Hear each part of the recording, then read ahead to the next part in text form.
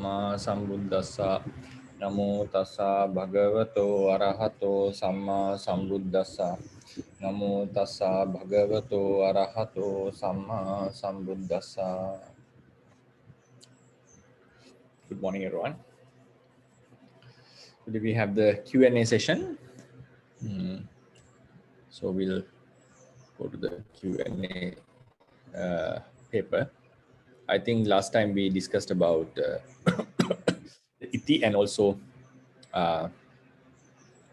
some information about word formation like ki, disi, and so forth.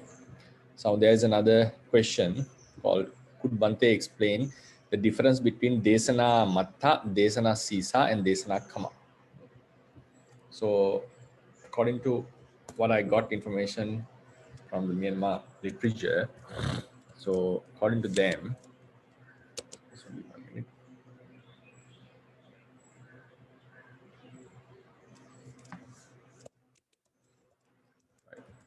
desana matta and desana sisa are identical. Desana matta means you just say one out of the lot.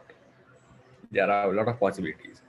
Desana sisa means also one out of the lot. It can be like, there can be few methods of like nidassana naya, padhana naya. When we go into the 40 types of naya, we can have various types of explanations, like how do we consider this? There is such a possibility.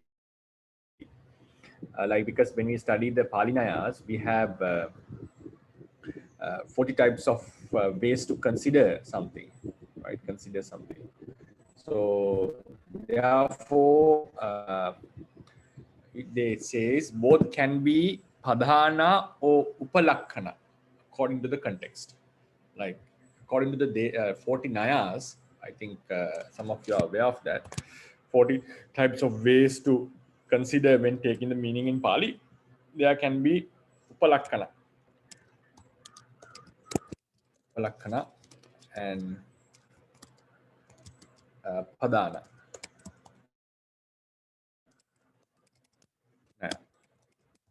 So upalakkana naya means just we are referring to, according to the Pāli, this point, we are referring to just one when there are a lot to be mentioned, but we mention one at a time. Like we just ignore all the other. So that is called upalakkana. Padhana means there is a group of things, but we only mention the important thing, like the prominent thing. Like when the king and the retinue is coming, we only mention about the king because it is the prominent, it is the most important one. Then we come into upalakkana means just out of the lot we mention something. We just mention something. So we can go into there is explanation in, I cannot see the reference actually. So sisa, desana sisa. This sisa has been explained. Sisanti. It's one kind of a commentary. If you type these words, you will get the reference. It will be very helpful if someone can share the reference. Desana padesu. Sisanti desana padesu. So what they are saying is, sorry, desanaya anyesupi vattabbesu.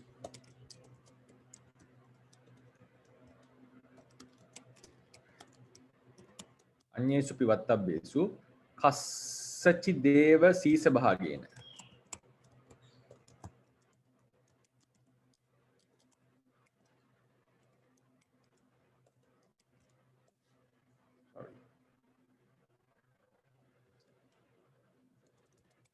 Sisa bhagena apadisana.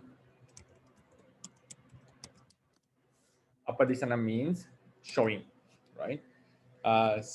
Sisanti padesu, it's an area, right? So desanaya anyesupi vattabbesu, when there are many other things to be said during the desana. Kassachi deva sisa bhagena. So apadisana. They just mention only one thing out of the lot, only one area out of the lot. Now, for example, a very good example for this is Purisa Dhammasarati.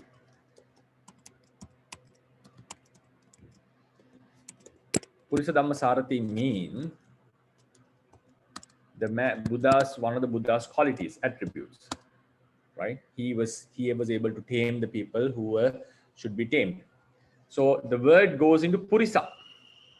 So then a question can come: did he tame only the Purisas? Did he tame only the Purisas, or didn't he tame any women or any other animals or something? So especially the women. So this is just a sisa, desana sisa. Out of the lot, only one part has been mentioned. One part has been mentioned. Then another point, Deva Masattha Deva Manusana. He's a teacher for deities and humans, right? Didn't he teach animals sometimes? The Nalagiri, he tamed him. He after the commentary says after him he was like, commentary means the literature says after the taming he became a very nice kind of an animal. So it was like one kind of a taming. But then for that we can argue that it's only related to the attainment of noble path and fruition. Only humans, deities and Brahmas can attain it. So likewise, when we consider about a group, but only one part is mentioned, that is called that is one way, method of preaching. So according to Pāḷi Naya, we have two types of methods, Upalakkana and Padana. Upalakkana means out of the lot, we just mention one thing without any specification. Like for example, someone protects his or her crops in the field. So he normally say he is protecting it from the crows. But it's not only the crows that are attacking. There are various types of birds who are attacking the crops. sorry, who are trying to destroy the crops. But according to this, just the saying means, just for the sake of saying, one may say he is protecting it from the crows. So this is called Upalakkana, because there is no speciality in any of the animal. Just mentioning one animal is Upalakkana. Then out of the lot, mentioning the most prominent one, like when Chitta Chetasikas are arising, we may normally say the Chitta occurs, because the Chitta was the predominant or prominent in this mental cluster, that mental cluster, act of mental clusters. Then when the retinue, the king is coming with the retinue, instead of saying the king came with the retinue or the retinue came, a soldier came, we would normally say the king came, because that is how the idea is easily conveyed, right? So according to this Naya, that is called Padhana Naya. Padhana Naya, we are mentioning the prominent part. So according to this Naya, instead of saying everything, we just mention one thing or maybe few things, right? Few things. So therefore, then it seems like when we say Sisa has an idea of becoming Padhana, the main. But according to the commentarial explanation that I have shared, I think Sally shared this in the reference, right? I think you shared it. We got the Bible message. So this shows that there is no such this is the method, that is Sila Khanda Vagga Tika, Myanmar 118. Yeah, thank you for that, Sally. Sila Khanda Vagga Tika, this is the reference. Dīgha Nikāya Tika.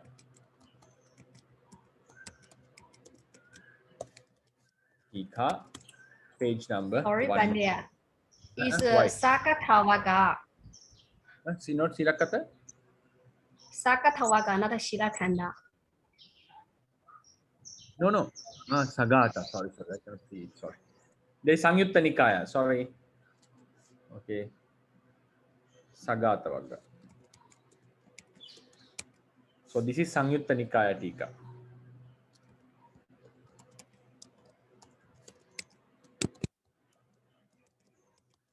Nikaya Tika, book number 1.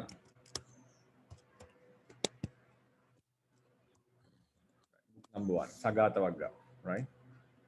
Book number 1. So yeah, so this shows that Sisa is just a Padesa, Desana Padeso. So therefore, we come into the idea that Desana Sisa and Desana Matta are identical. So Purusha Dhamma Sarathi does not indicate the Buddha tamed only men, right? So that is one way. Then we come into Desana Kama.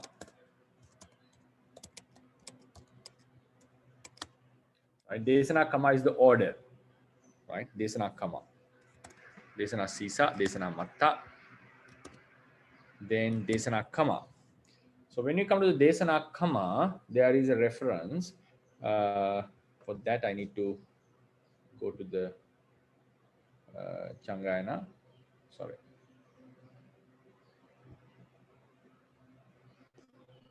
Just give me 1 minute.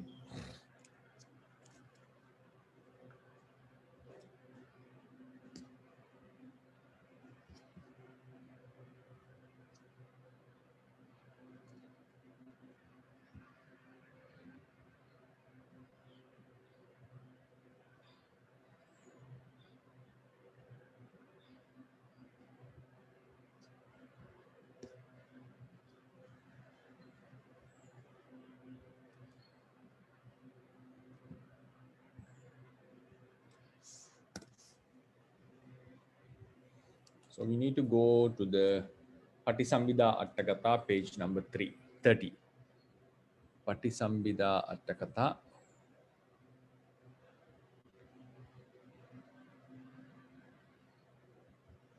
Right, page number 30.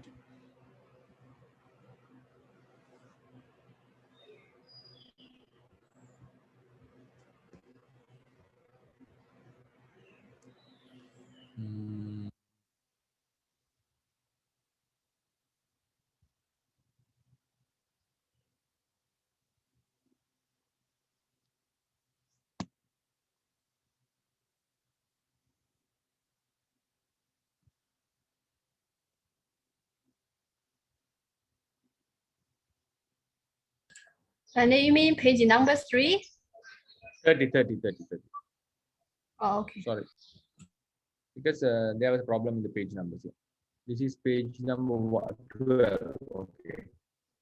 Page number 16, 20, 25, 27, 29, right, 30. Yes. Can you see the screen, Sally? Yes, Bhante. Right. So this is the point. This is the way. So I'll just copy and come into the right. Copy and paste it in our Q&A session notes. So here we can see so here we can see there are few types of kama. Lokuttaranam janam bhavaiti niyanikam apachegami and so forth. All right. So sopana kamo panchavido from here what we need, right? From here. So this is not very necessary. Sopana kamo panchavido. There are 5 types of kama orders. What are these 5? Upapattikamo, pahanakamo, patipattikamo, bhumikamo, and desanakamo. These are the 5, right? So here is the upapattikama. Upapattikama. This is upapattikama. Patamang. So this patamang kalalang hoti, kalala hoti abbuda. Abbuda jayate pesi, pesi nibbatti ganu. So Buddha mentions how the a child is born in the mother's womb. So first it becomes kalala, the small lump of like material is kalala. Then from kalala it becomes abuda. From abuda it's become pesi. There are the characteristics of these. Then after that appears the gana, right? So likewise the order. So when the order is made, kama is the order. Sometimes the order is arranged. It's like it makes it's common sense. Like order is arranged how the sequence happens, not just randomly. It's not a random order, just how it occurs, right? Evamadi upapattikama. That is upapattikama. Then come to desana pahanakama.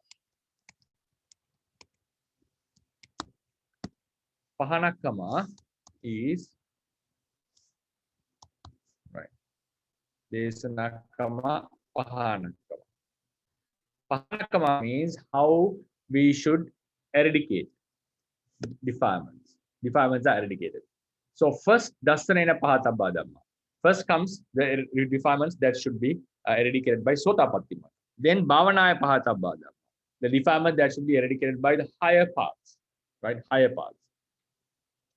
So therefore, so why in the Tikamatika it was not mentioned as bhavanaya pahatabba, dasanena pahatabba, and neva dasanena bhavanaya?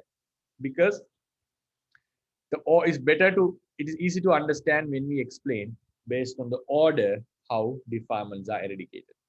So this dasanena pahatabba means the defilements that are eradicated by sotapatti magga. Bhavanaya pahatabba, the defilements that are eradicated by the higher magga. So these kind of teachings are called pahanakama.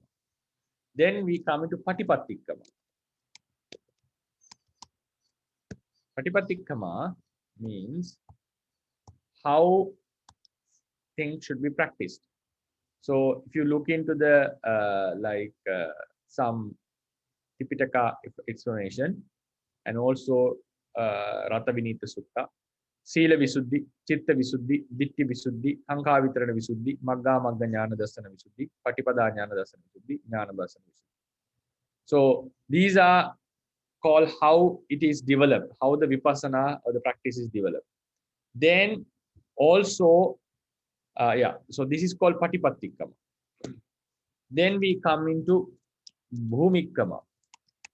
Bhumikama means the order of the spheres, starting from the lower order, Kamavachara, Rupavachara, Alupavachara. Right? Not Arupavachara, Kamavachara, Rupavachara. We don't mix them. It's not a random explanation. Then we come into Desanakama. So in the previous all three kamas, the orders, we can see they were arranged based on the sequence they arise, how something is, the order something is eradicated, the order something is practiced, is being practiced, then order of the bhumi, because we normally say like you go from lower bhumi to higher bhumi while practicing, especially in samatha bhavana, and the highest bhumi is lokuttara bhumi. Then it also normally mentions at the end in normal literature, but in the Tipitaka we don't find this. We find this Kama Vachara, Rupa Vachara, and Apriyapana, right? Then Desanakama is the order of teaching. Order of teaching. So this order of teaching, right? This order of teaching. Now we can say Chattaro Satipattana, Chattaro Sammapadana, Chattaro Iddipada, Panchindriya, Panchabala, Satta Bojjanga, Ariyo Attangiko Maggu. There's 37 factors of Bodhipakya Dhammas. These are the groups, 7 groups. So these groups doesn't show any sequence. So it doesn't mean that Satipatthana, after Satipatthana we should practice Sammapadana, after Sammapadana we should practice Iddipada. No. If so, if it was so, it should come under Patipattikama. It has to come under Patipattikama if we consider that Bala has to be developed after Indriya. So why the tradition say this is just Desanakama, there is no such a sequential importance in such teachings. So then Anupubbikatang Katesi. Anupubbikatang Katesi. Sayatida. Dāna katang, Sīla katang, Sagga katang, Kāmānaṁ ādīnavaṁ, Okāraṁ, Saṅkilēsaṁ, Nikkamme ānisaṁsaṁ Evamādi desanākkam. That is, this one is the way he teaches. He teaches from Dāna to Sīla, Sīla to Sagga, Sagga to the Kāma ādīnava. This has a very philosophical order, but it doesn't mean that you have to practice Dāna before Sīla. There is no such order. You can just observe Sīla first and go into Dāna. There's no problem in it, right? So after mentioning Sagga, then first mention the reasons for kusalas, then the result, and then the problem of the result, the suffering of that result. Kāmānaṁ ādīnavaṁ okāraṁ saṅkilēsaṁ. Then the benefits of giving up such karmas. So there is it seems like it's a very nice sequence which leads to our mind is taken to the liberation, but we don't see any of these orders in this explanation. Next thing we need to find is, in our teachings, is there any other orders than this? There are, the current commentary, it is fivefold. The order of arising, appearing, order of eradication, order of practicing, and then we have an order of bhumi, the spheres, based on the superiority. Then other teachings fall into desanākkama. So desanākkama, it seems like the order has no such importance. Order has no such importance. For example, if you go into another nice example, we can see in the where is that Chariyapitaka Attakatha, right? Chariyapitaka Attakatha. We can see the order. Wait, just next hamma. The order of the 10 paramis, right? Order of the 10 paramis. Yeah. Just give me 1 minute.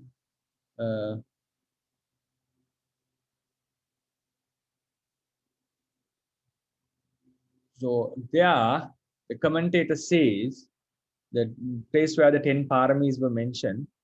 I cannot say, go back to it. Yeah. So it says the order was either how he observed the 10 paramis one after another, or it was just the desanākkama.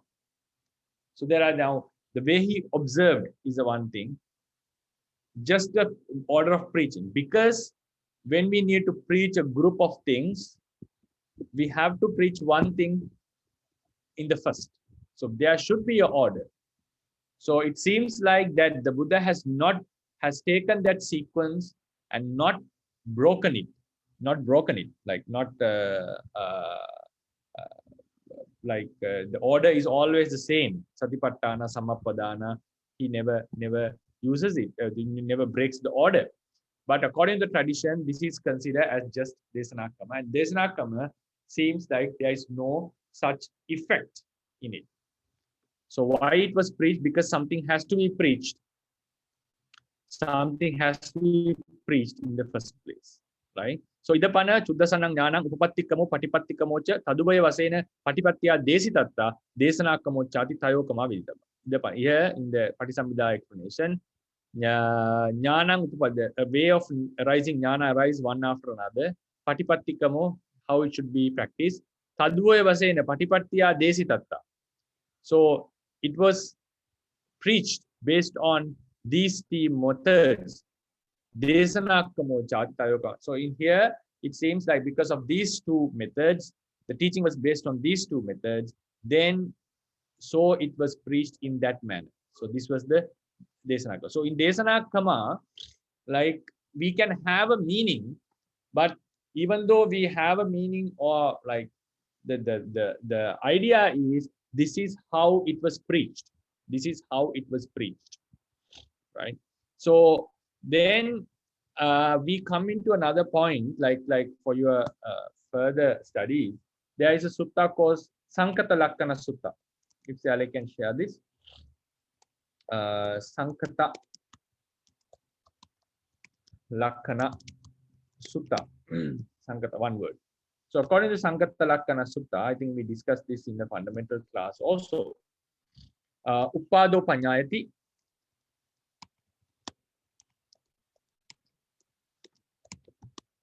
Vayo Panyayati. Pitassa Anya Tattang Panyayati. Right? So now the order is Upada, Vaya, and Titi. Vaya is Banga. Right? Upada, Vaya, and Titi. So one idea is that all the realities, including the Chitta, have the three phases. Anyatatta is Jara, actually. Anyatatta is Tita is the phase. So one idea, the accepted idea in the tradition is all the Sankata conditioned realities have Upada, Titi, Banga. Vaya is Banga. Okay? Banga. So why it was not? It should have been said Upada, Titi, and Banga. Right? Upada, Titi, Banga would have been the sequence. It arises, it persists, and vanishes away. Vanishes away. So the accepted idea is that all the realities have these three orders. So then, some teachers, if my memory was correct, the Mulatika, argues that why this Titi was put at the end. It was mentioned Upada, Vaya, and Titi. The order comes Upada, Banga, and Titi. This is how it comes. Upada, Banga, Titi. Why is that? This Titi, according to him, this order was changed with a purpose. So the Desana Kama has not happened according to Upapatti Kama. Upapatti Kama, or how it occurs. We can see. If we follow this sequence, and if all the realities have these three phases, this is Upapatti Kama. First happens Upada, then Titi, then Banga. But here, Buddha has just mentioned Upada, Banga, one after another, and Titi was replaced at the end. What was the reason? So according to him, this Titi is Santati Titi. It's not the Kanatiti. Kanatiti means momentary persisting phase. Santati Titi means the persisting of a generation. So alternation, the Jara, is observed during a generation. It is accepted that every reality has Jara, momentary Jara. That is not an argument in the tradition. But this argument comes for the persisting phase of a reality, especially of the Chitta. Rupa's persisting phase, everyone accepts. But for the Chitta, they have different opinions on this. So one point that he takes, a teacher says that this Titi was explained, breaking the order. So it indicates that this is not how it happens. So Titi is not connected. So even though we mentioned Desana Kama has no specific importance in the order it was preached, because there is no such a order of practicing, order of eradication, and so forth. So it seems like the tradition in some cases have taken this point into consideration, the order it was preached. Why, if the order was broken or order was like changed, then they would consider it something important. So that is these are the points that I would like to share. This is related to Desana Kama. This is something that also some reference to consider, that some teachers have given some attention, taken into consideration the Desana Kama, the order something is preached. Whether it's correct or wrong is something else. Whether this Titi should be accepted or it should be neglected, whether this is real Santati or something. But the thing is, the consideration they made. So it shows that the ancient teachers did consider about the way of the order of preaching. Otherwise, this argument would not be valid. They would not bring this argument. Yeah, these are things that I would share. Yes, you can have a discussion now.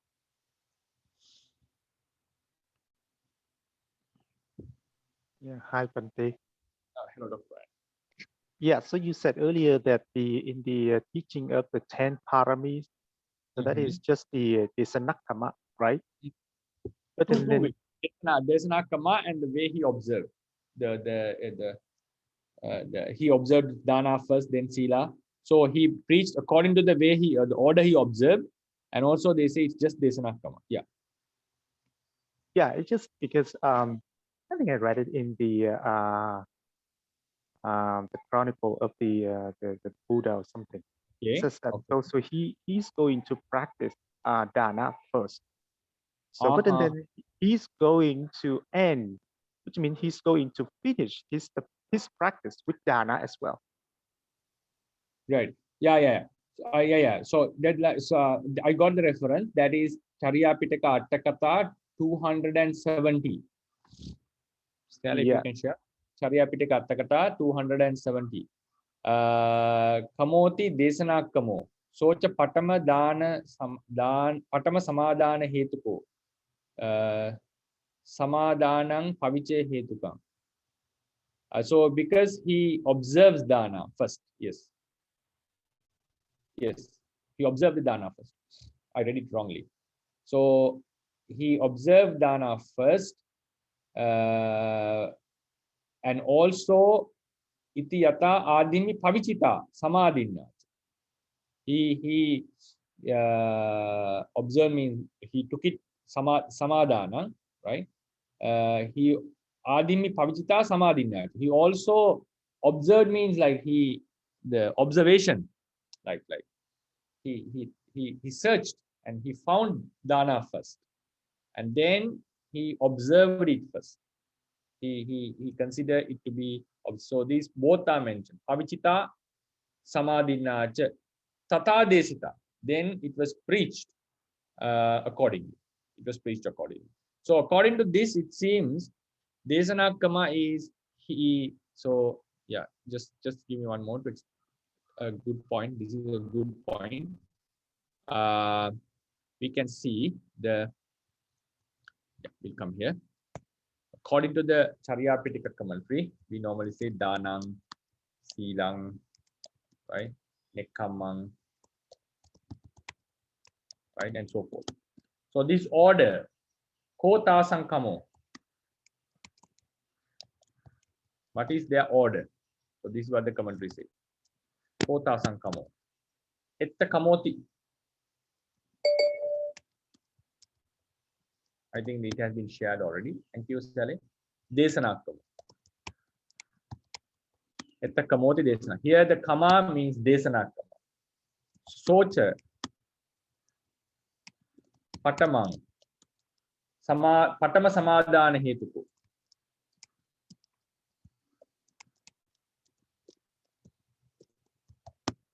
Right? Hetuko. It was observed in the beginning. Samadanang paviche hetuka.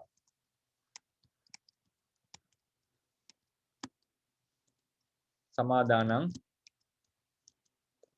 pavichaya hetuka. So observation happened because he investigated it first. Iti yatha adimhi pavichita. Pavichita means searched or observed, like found, like searched for it, like investigated it. Then samadhinacha. So then he observed it first, dana. First he investigated, searched for it, then he observed it. Observed means he adapted it in his life. Tata desita. So then he preached according to that. So now this statement gives another important fact. So there was the order, dana, sila, and all these had an order. What was the order? He investigated them first, and then he observed them, pavichita and samadhina, right? Then what happens? He preached accordingly. he preached accordingly. So here Desana Kama was based on some fact. Based on some fact. So Desana Kama is, we cannot just say it has no specific meaning. It has no specific meaning. Sometimes Desana Kama is based on how he observed, how he investigated, and how, for example, this Anupibbikata, this is how normally the mind becomes easily removed. The defilements become easily removed from the mind. So Desana Kama sometimes has some kind of philosophical background. That's why it's mentioned. Here the order is Desana Kama. So, but that order also has a ground, that is observed and investigated and observed. Yeah. So it's also another point. Yes, Dr. Ryan. Sorry for interruption. Yes, please continue.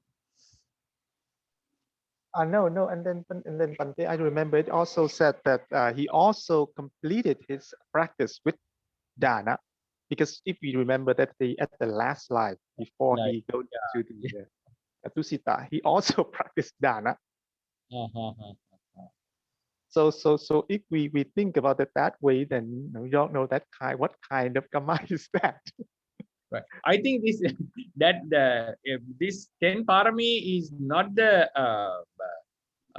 way of way of practicing. Here, I think now at the moment of Sumedha, after the Buddha has left, he sat on the pile of flowers and he investigated. So that in that investigation, he first found Dana and he observed Dana first, then Sila and so forth. And it doesn't mean that during the Parami period, he had to practice accordingly. I think this is talking about that moment, or that moment only. Yes. No, I understand that. Yes. It's just the point that I wanted to make is that we know that at the end he also completed his parami with Dana. Yeah. Exactly. Yeah. And also there is the understanding in the Theravada tradition, out of the 10 parami, the most important, they say, is the dana. They say is the dana. Why is that? There's a very nice explanation on this. The quality, the level of all the other paramis are depending on your ability to give up. So dana is giving up something to someone, and the fundamental requirement of this, we are able to give up the attachment to something, and means we are able to give it up. Like we are able to able to give it up without getting the benefit for ourselves. That is the very basic characteristic of dana. So then a very nice analogy is given, like argument is given, like someone can give up means offer or letting go, we can say, let go $1,000. One can let go $10,000. Another can let go $100,000. Now, then there is an incident. Now he's going to lose some money, some benefit, but if he keeps his precepts, so what happens is all the three people, if they are capable of giving up 10,000, if they value the zila, it means they value the sila more than the $1,000. More than the $500, because they all can give up such 1,000, 10,000, and 100,000. All of them will keep the sila without breaking the precept. Then there is a occasion where you lose $5,000 if you protect the sila. So the first person, there's a high possibility that he may break the sila and keep the 5,000, because his ability to give up is just 1,000. I mean, his capacity of giving up is 1,000. So then there is the next occasion, both the others, 10,000, the one who can give up 10,000, the one who can give up 100,000 would protect their sila without breaking the precept. Then there's an occasion where the loss is 50,000. The loss is 50,000. So on that occasion, both first and the second people would break the sila and get the money, keep the money. Only the third person is able to protect the sila, because he's giving up capacities larger than that. Then when it goes beyond 100,000, the loss, all will break the sila. So if someone is capable of giving up the life, like even that the body parts and lives, even for such reasons, he will not break the precept. This is just there can be a lot of counter arguments and ways of thinking against this analogy, against this argumentation, but it seems very nice kind of approach that they can claim that dana is the basis for all the other paramis. So according to them, according to the tradition, out of all the paramis, dana is the parami that a bodhisattva practices most. That's the parami that is practiced by bodhisattva the most. So as you said, he started observe the dana parami first, and then he practiced all the 10 paramis. And in the very last life, this bodhisattva, his practice was mainly the dana parami. He gave dana, shaking the earth for 7 times. And also it mentions in the commentary literature that every bodhisattva, before their attainment, the last human life, before the attainment, they all come from Tushita realm. Before that, they are born in the human realm. In that last human bodhisattva life, before the Buddha's life, all will give dana, surprising the entire world like the Vissantara did. So as you said, everyone's parami ends up with dana, all the bodhisattvas. Yeah.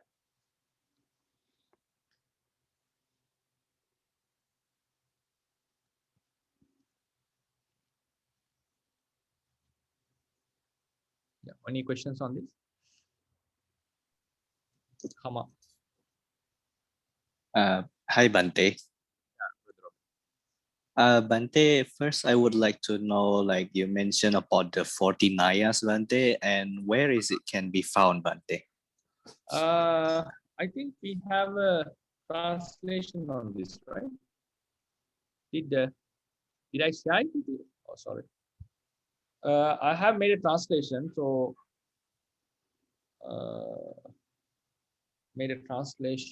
but I have to find out where it is. There's no English books. I haven't gone through. My Abhyasa friend gave me a Sinhalese translation on this, and I put it into English actually, and with some more examples. But it's not completed yet. But a rough idea can be taken. So I have to check where it is.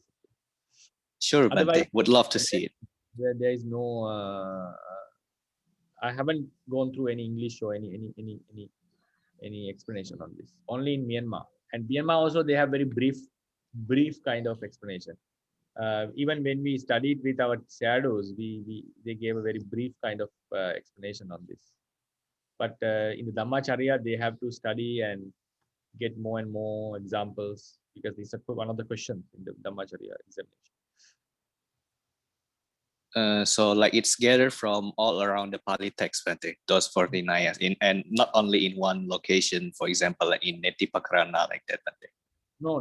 This is completely a different kind of method. There are 10 methods that the commentary has to be studied, under which. So one is Neti, one is Naya. Naya is different from Neti. Oh, okay, Bhante. So yes, Bhante, if Bhante could share it, I would love to see it also, Bhante, like your translation of that. Okay. Yeah, Bhante. Okay, right, please.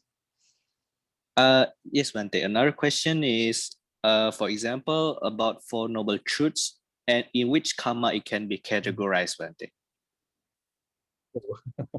Because that is because I've encountered a bhikkhu who like changing the order, and is it proper to do that? So if we know about maybe in which karma it falls to, we can have a better understanding about that. I think I'm unable to give answer on that. Upattikama, no, not surely not Upattikama. Pahanakama, no. Patipattikama, no. Bhubikama, no. It falls into Desana Kama. Yeah, only is 5. But that Desana Kama also is based on some kind of a philosophical aspect. I think in the Vibhanga commentary, I think there should be an explanation on this. I have read it, but it doesn't come to my mind. I think there should be an order. First, you preach what the suffering is, something like that, like way of teaching. Like first you preach what the problem, then the origin of problem, then the cessation and the path. It's like when we first we have to say there is a problem, then the Samvega arises in us. Then what is the reason for this? Without telling the reason, the problem is not clear. Then instead of saying the path, he mentioned about the liberation. So when the people knows, okay, there is a liberation, there is a freedom from this suffering, then the effort arises in them to practice. So that's why the practice was mentioned at the end. So these kind of explanation I have gone through my memory, according to my memory. Like first the problem was mentioned, then the origin of the problem. So the problem becomes very clear. Now what is the problem and why it happens? Then instead of saying Magga, Nirodha was mentioned. Then what happens? People get to know, okay, there is a release, there is a freedom from this problem. So then the zeal, interest, the will, effort will occur. Okay, there is a solution for this. So now we have to work for it. So that's why the Magga was put at the end. That is how. So it's a Desana Kama based on some kind of philosophical aspect. As you can see that the teachings come from Dana, Sila, Sagga. We can see a very nice order, arranged order here. We can observe that Dana is easy than Sila, and then when someone comes to Sila, because of Sila, someone go to the Sagga, the Deva realms and all fall, and then human and Deva realms, there are a lot of karma, sensual desire, pleasures. So then it falls, it defects. Then what are the benefits of giving up these karmas? So there is a very nice sequence here, though it was mentioned as Desana Kama. So it shows that even the Desana Kama has some kind of footing, like to based on. So I think according to the information we have so far, and if the commentarial is an exhaustive expression here, this is just, there are only 5 kamas, no more. If we consider like that, it would have to fall into the Desana Kama. Then we have to find out why such a Desana Kama was adapted because of these reasons. That can be made by a person who has critical thinking and who has some fundamental knowledge in the Buddhist teachings, who can bring up such explanations on this. So Bhante, like, can we say that the Desana Kama, like it has the shade of the, sometimes it's like has the shade of Upapati Kama and the Patipati Kama, like that, Bhante? Sometimes it seems like, because, but if the Upapati Kama and Patipati Kama, like we can see in the what we saw in the here, Idapana, Suddhasannang Jnanan. So in the example given, out of the 14 jnanas, Upapatti Kama, Patipatti Kama, the way of arising, way of practicing. Taduboya Vasena Patipattiya Desidatta. So the preaching was done based on these 2 ways. Taduboya Vasena Patipatti Desidatta. The method was preached based on these 2 kama. Desana Kama. So Desana Kama is like the order of preaching. Sometimes the order of preaching is based on Upapatti Kama, order of preaching is based on Patipatti Kama, right? So it seems like for example, Pahana Kama is this, at the same time, this becomes the Desana Kama as well. So way of teaching. So it seems like Desana Kama is not completely isolated from all the other Kamas. So this is something that we see in the real world, how it happens, how it is eradicated, how it is practiced, how the bhumis exist. And whatever way of preaching, whether it was preached on the order of arising, in the order of eradication, in the order of practicing, in the order of bhumi. So if that if something was preached in a such order, that order can be called Desanakama. So it seems like Desanakama is not completely apart from the above four. It's like something has to be said. So first, so and also it's the way the preaching was done, all the ways of preaching was done can be said as Desanakama. So that's why I feel like even though this is the reality, this also, if this is how it is preached, so this can be also said as Desanakama. So Upapattikama and Desanakama both are found here. So that's why this Patisambhida says the rising of wisdoms is Upapattikama and Patipattikama, how they should be practiced. And also, since the teaching was given based on these two, the way of teaching, the order of teaching is Desanakama. So Desanakama, I feel like, can be found in all the places. Okay, Bhante. So like it has maybe like broad range, Bhante. Very broad range. And then Bhante, about the parami. So is it so the order is not fixed, Bhante? So maybe for another bodhisattva, he will teach the order in another way, for another Buddha, like that, Bhante? You mean teaching? What do you mean teaching? Like, for example, sorry, I mean when the Buddha teach it about the parami, Bhante. So currently we have the order Dana, Silang, Nekama, but is it possible that for another Buddha, like the order will change, Bhante? The sequence? That I'm unable to give an answer because it's the range of a Buddha. I think this will be the order. Like this seems like the order. Oh, okay, Bhante. Seems like this order, but we cannot say it exactly because I unable to say how a Buddha would preach. That is something like beyond our capacity. Yes, Bhante. Like because you said that one of the footing is from the way he reflect and then the sequence he practice. So like like is it observed? Sequence he observed after knowing, he observed that. Knowing dana is important, he observed dana first, then he observed it. Then he observed sila, look into the sila, found sila is important, and then observed it. Observing is not practicing. Oh, yes, Bhante. Determines like I will do this. So is it maybe possible like for a certain Buddha, like silang come first, like that, Bhante? You mean during the investigation? Yes. That I'm not. Seems like not, but if I say yes or no, I don't know what, based on what I would say that.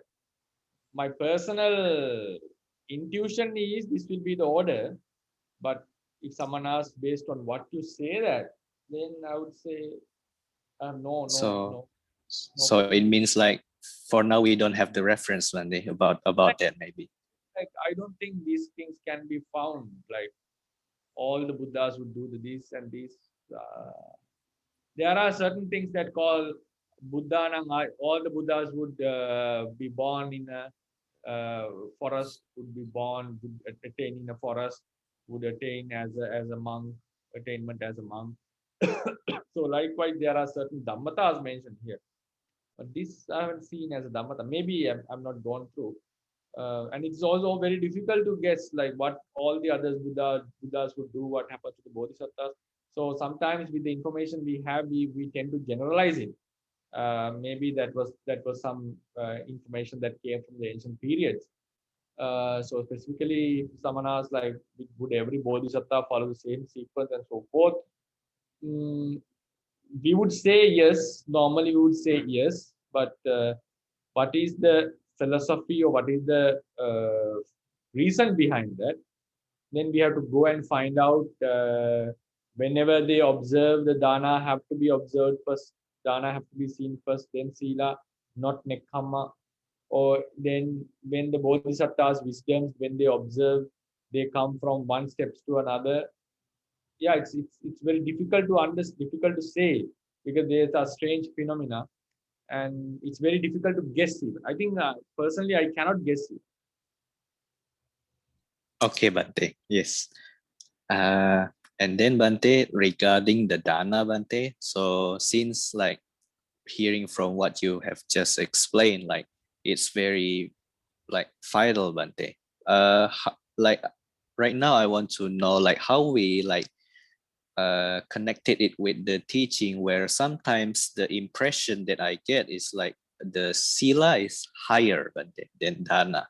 So, but it seems like from what you have explained that the dana is very, very like important, but even supporting that sila. But sila is like the impression it's higher, and the others is higher than that also, Bhante. So how should we understand these two aspects, maybe, Bhante? So what I mentioned was sila is always higher than dana. There is no argument in that. The strength of the sila depends on your strength of the dana. That's what I mean. So dana is it's not like which is higher or which is lower. Dana is like the criteria.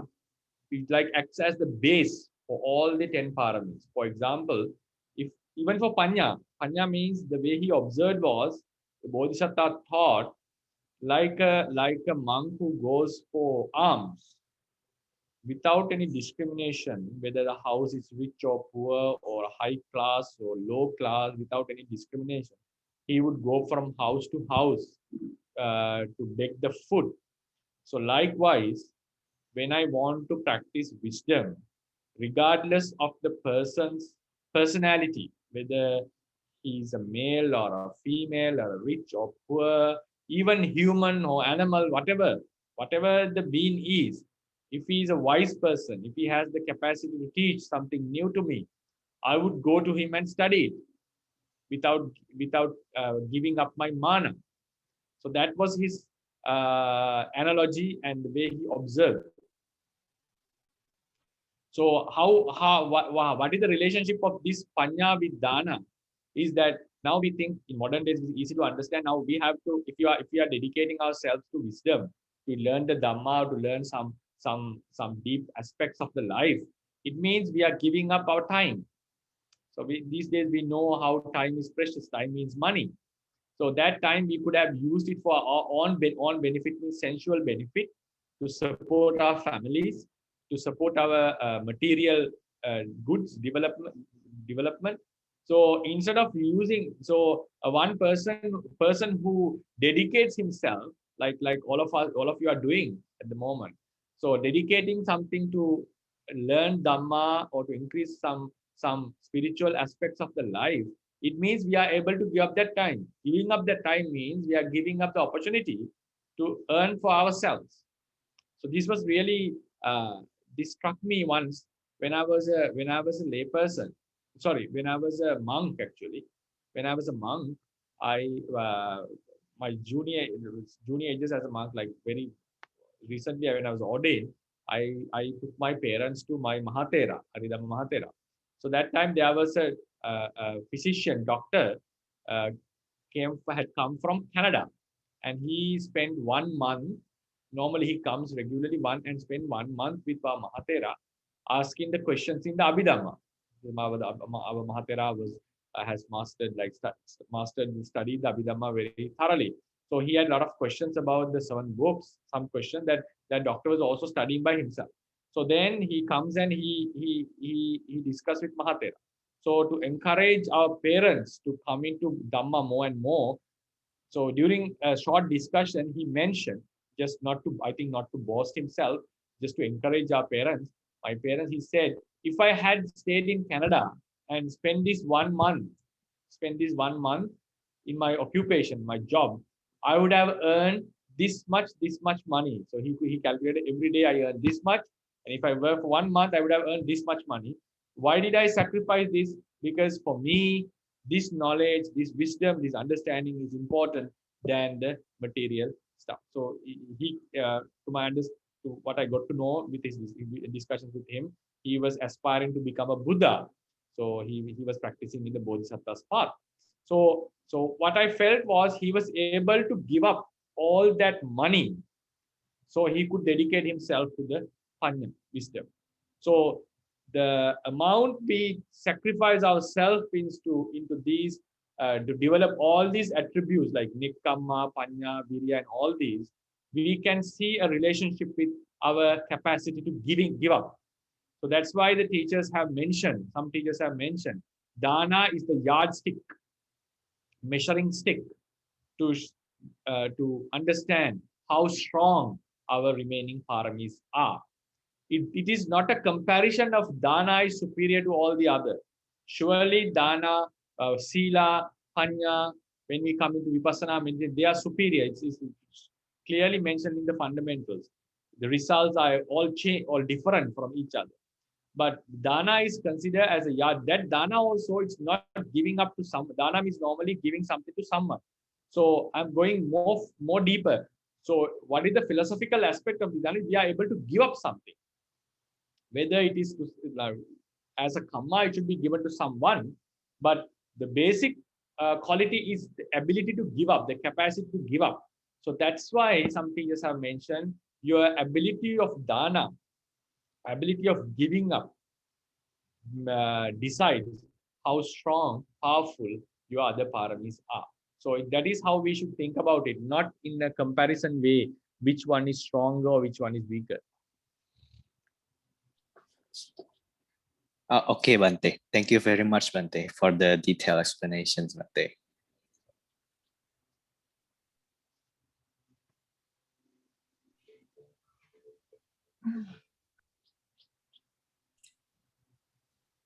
Hello, Bhante. Yeah. Yes, Pāḷi. Oh, I think there's the typing mistake.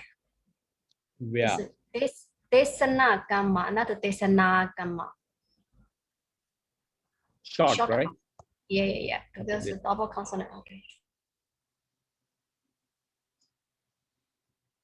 Any questions on this? Okay. Excuse me. Yes, Pāļi. I know we have spent a lot of time on this already, but I have one or two short question. Is that possible? Yeah, okay, sure. Because Okay, it's a Q&A, we can have this, we can spend time, no problem. yes. When Bhante mentioned that according to commentary, there is only these 5 ways of sequencing. Is that based on the ET that in the commentary that ET is Sammapadana ET? That's what? Sorry, I cannot hear you clearly. Can you just raise your voice? Yeah. I will try. Is that okay now? Okay. Okay. When Bhante mentioned that there are only 5 ways of sequencing, is that because of the T at the end? It's like a Sammapada, Sammapana iti. That is the Sanakamoti, that one. But my question is that it seems to me that there may be another. It seems to me that in the these are the 5, but they are not the only 5.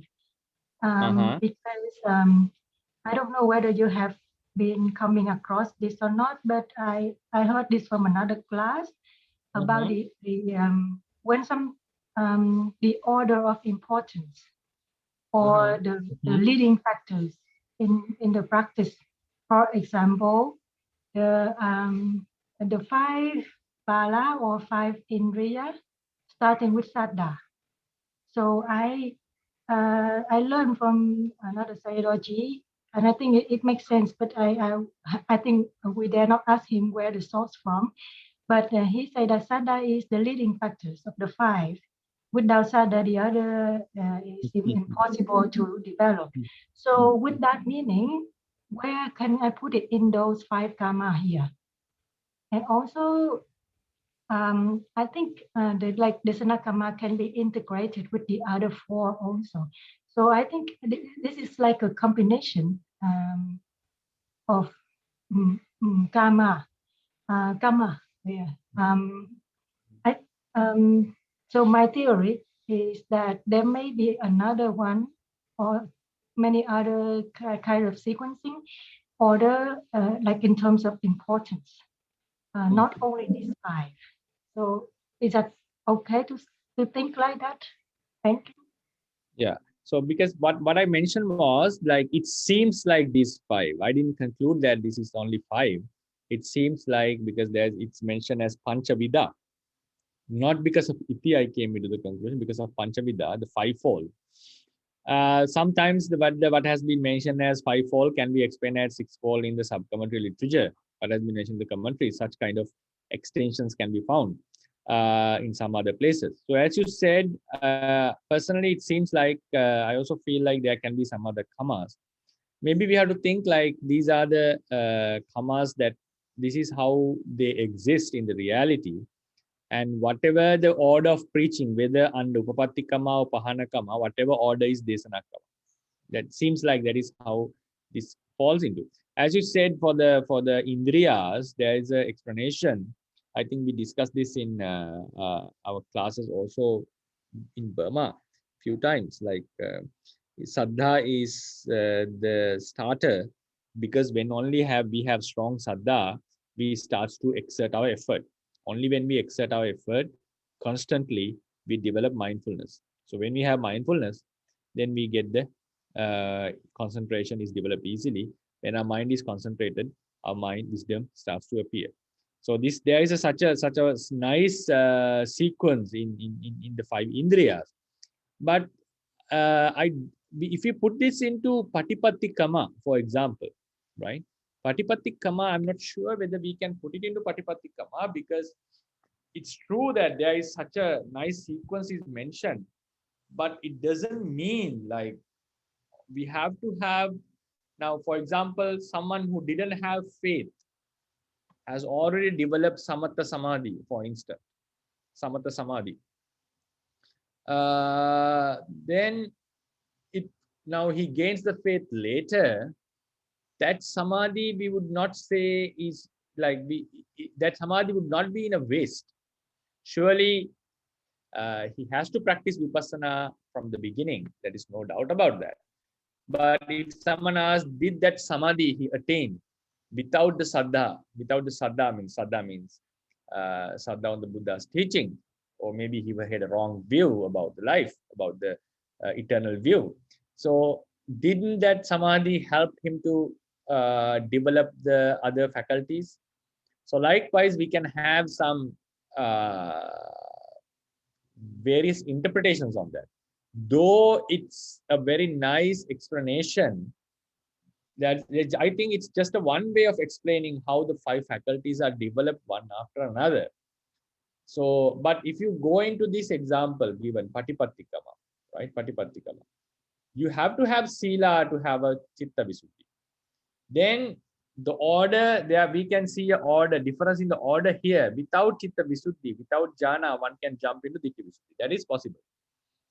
There is slight difference. Then one can ask, no, even for Ditti Visuddhi, there should be a slight concentration in the mind. Otherwise, you are not able to focus on the Nama Rupas very clearly. So even Samadhi can be put inside. So then if you go into Ditti Visuddhi, Kanka Vitarana Visuddhi, they have to come in order, because if the order is bypassed, there can be some complications in the understanding. So normally these things have to be practiced in order. These have to be practiced in order, seems like. So I think if even that Saddha explanation, the five faculties, it's possible that someone can say, according to the explanation, it may fall into the Patipatti. But then we also have to keep in mind that whether it is an ultimate kind of explanation or not. So likewise, I'm unable to say where it could fit. If it falls, it has to fall into Patipatti, or otherwise it will be just a way of preaching, just a way of preaching. So the 37 Bodhipakyas, the 7 factors have no sequence. It's just a way, it's like just way it is preached. Satipatthana, because of Satipatthana, then you come to Samappadana, no, they are completely different approaches for the same goal. So these 7. But within the 4, for example, Satipatthana, Kayanupassana, Chittanupassana, Dhammanupassana, Vedananupassana. There is no sequence because one can just practice Kayanupassana and attain. When he practices Kayanupassana, all these Satipatthanas are developed according to their understanding, but there is no sequence in it. So likewise, in the Indriya and Bala also, Indriya and Bala, I don't think it's ultimate sequence is there, but we can explain it in such a nice way. So personally, I feel it's just the one way of explaining. So if we start to generalize it, then we have to say Saddha should be first, and then we come to Virya, then we come to Sati. It has a huge relationship, but there can be some extreme cases like someone who already has good concentration coming into the sasana and so forth. So yeah, so this is what I can give. I cannot give a exact answer for this. So as you said, yeah, there can be some other commas other than these 5. What I mentioned was it seems like these 5. So yeah, this is what I would like to show.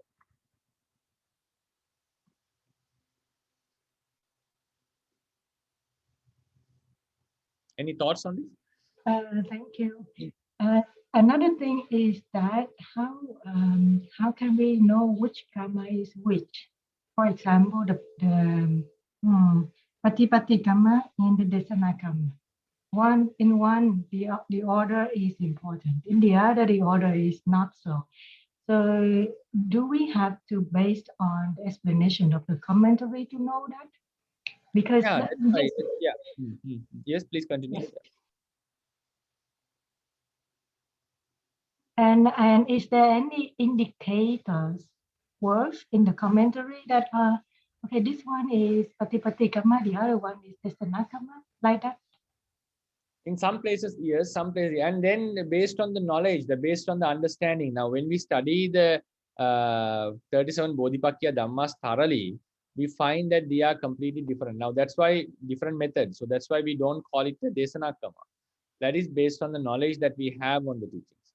So actually these karmas were adapted.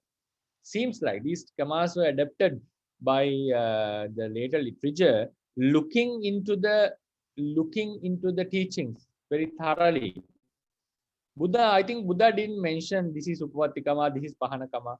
The commentators observed the teachings with their fundamental knowledge. They adapted the term. This is a Upavatti karma. This is a Pahana karma. So it was like the languages there. The grammar was adapted later. So these kind of classifications, personally, I feel are not coming from the Buddha himself. Observing the teachings, they have adapted these terminology. So why they would exclude this from Patipatti karma is based on the vast knowledge or the broader understanding they have on these seven groups. So they would not put it into Patipatti karma. Instead, they put it as a Desana karma because they cannot see a sequence of observation. So as you said, in some places it would have been mentioned, in some places it would have not been mentioned. So our basic fundamental knowledge is what matters for us to decide. So even now that's why now here in the example given, they would say it's Upapatti karma is also there, Patipatti karma is also there, and Desana karma is also there. So what does it mean? Like observing this, they made the classifications themselves, and seeing some explanation in some place, they try to use these terminologies. All right. Thank you so much. Yes,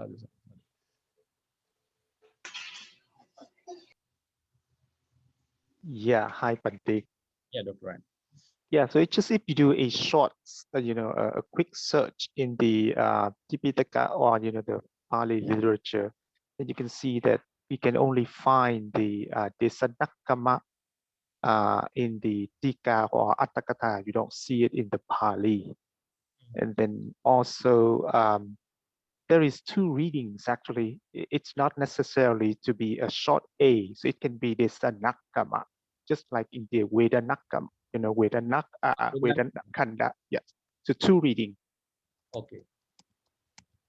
Thank you for the information. So as Dr. Ryan mentioned, these words are not found in the Tipitaka Pāli. It's found in the commentarial or sub-commentarial, right? Commentarial and sub-commentarial.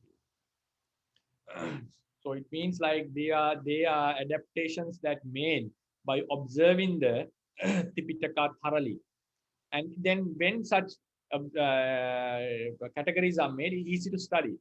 Yeah, that's easy to study. Thank you for that information.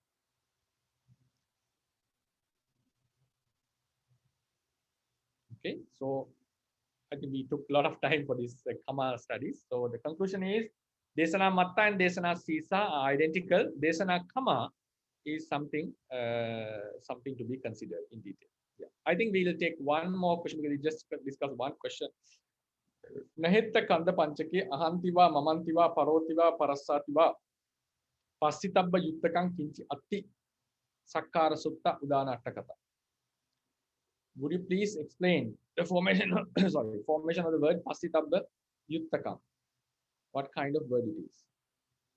Pasitabba Yutta. Yutta. Yutta means here comes from something like deserves or something. Shall I answer this next week? Sure, Bhante. I'll just check on this, double check and explain. Because I can give an answer, but it would not be very perfect because I have a doubt on this explanation. So I'll give it next week. Then in this, because I didn't have time to check on this because of our Sinhala class, which is done every day. So I have to make handouts like I have to be with that making handouts every day of the Sinhalese class. So that's why I slept very late yesterday.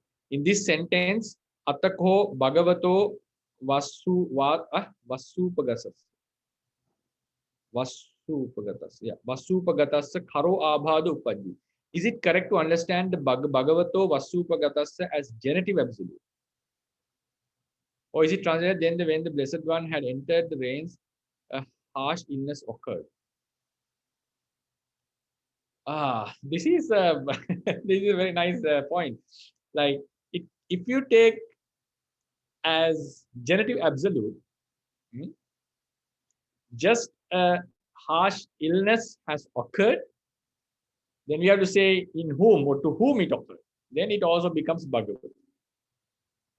So the meaning has to, if we take it genitive absolute, genitive absolute, that meaning is surely found like genitive absolute. When the Blessed One has entered into Vasa, a sickness arose into him. So Atako Bhagavato Vasupagatasya, right? Then Tasya Karo Abhadu Upaji. To him, a harsh illness occurs. This should be the meaning. This should be the meaning. So when we go into the Vasupagatasya. This is from which commentary? Karo Abadu Belugamas, right? 164. Right, it doesn't say anything. It doesn't say anything. Commentary doesn't say. So surely the genitive absolute meaning is there. This says about the time. At the same time, when sickness arises to someone, that is also referred in normally genitive or dative. Normally it's dative, right? Or some say it's genitive. So I would say grammatically both the possibilities are there, but if we just omit the absolute part, Atako Bhagavato Vasupagatasa Karo Abhadupachi, to the Blessed One who attained the Vasa, observed the Vasa, to the Blessed One, a sickness, to the Blessed One who observed the Vasa, sickness occurred. Even that, without taking the absolute meaning, because this is a past participle. Since this is a past participle, the temporal, the time attribute can be found here. So even without taking it as a without taking it as an absolute, genitive absolute, we can still get the meaning. So how do you treat it grammatically? Meaning wise, it's very clear. How do we treat it grammatically? I will confirm, double check and answer, give an answer with my friend.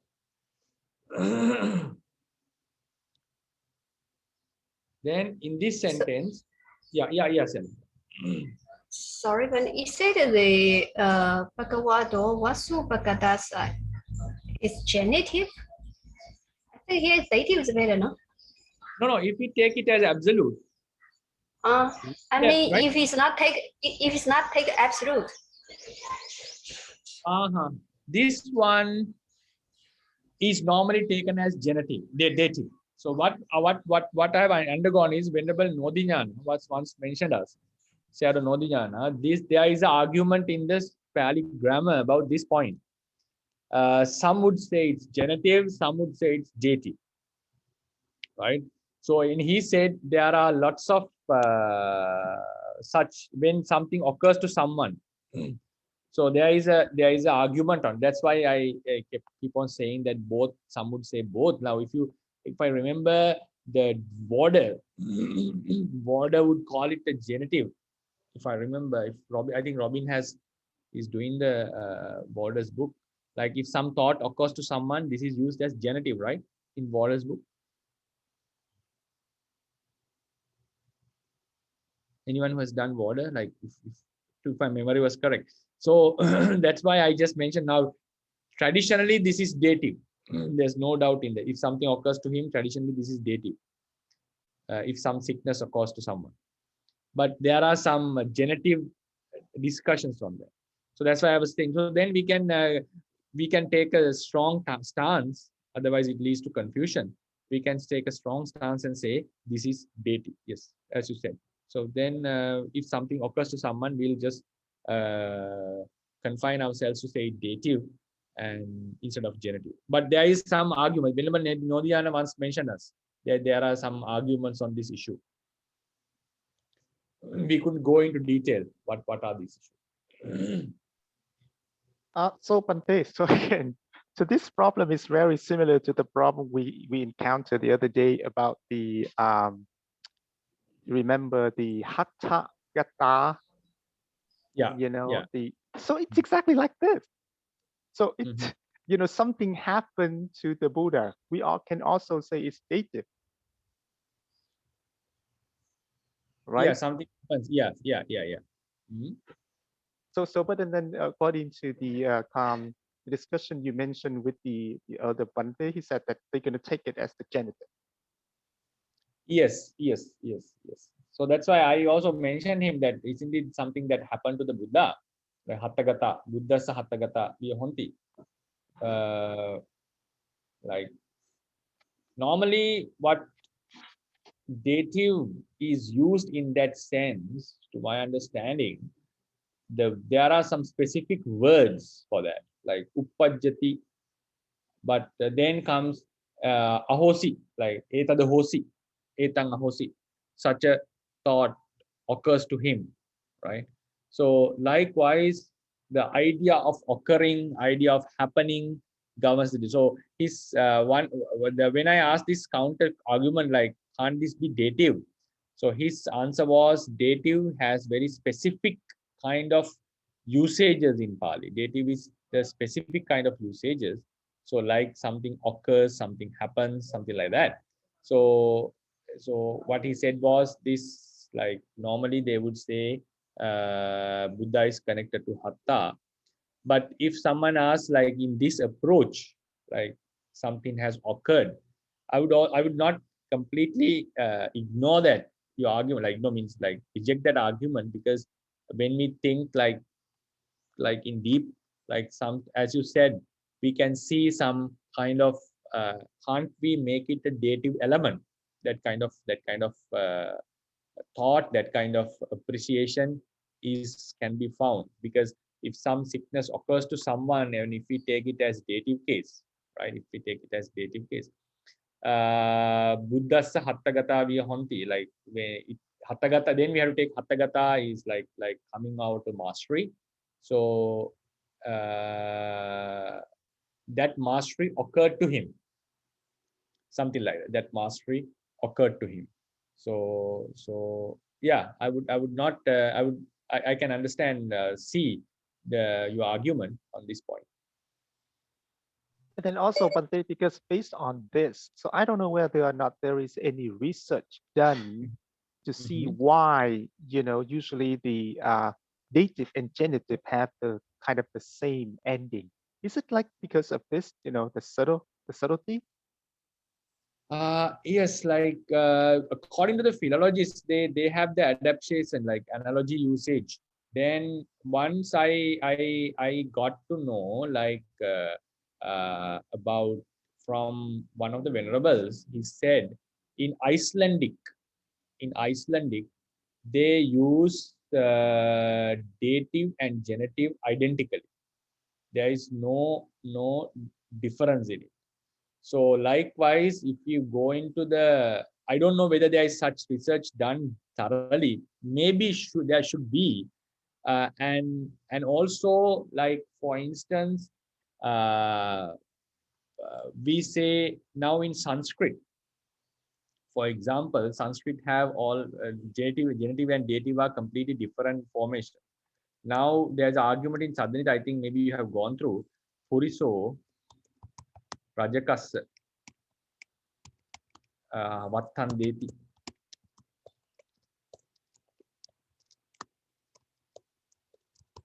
So the man gives a cloth to the laundry person, one who washes, right? Rajakassa Vattan deti.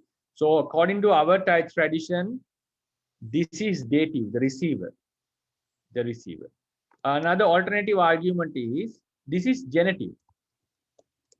Puriso Rajakassa Hatte Vattan deti. So even though this is missing, so some would argue this is the genitive of the person. So likewise, this dative and genitive has gone through a lot of arguments during the history of the Sasana. And what the ones who have studied the Pāļi thoroughly, what they say is the genitive has a limited scope, and also we can see, I think we saw in some places like instead of the real accusative has been used as the genitive. The real, like we found in one commentary, it was the really accusative case, and the commentators have explained it in the accusative case, but we give it in the dative form. Pihayanti, like for example, Pihayati. I remember in a commentary in the Udāna we found the object of Pihayati is dative normally, right? Buddhasa. But the commentator explains it as Buddham. So this is also another point, like dative have, whether the dative has a very completely a different location in the language sphere is something that has to be researched, as you said. Whether the dative has an independent existence in the thing, because mostly we can see some would try to give alternation to this dative, and sometimes the dative can be erased. So this is also, as you said, it's something that need to be researched very thoroughly. Thank you, Bhante. It's a very nice aspect in the language. Okay, so shall we call it a day?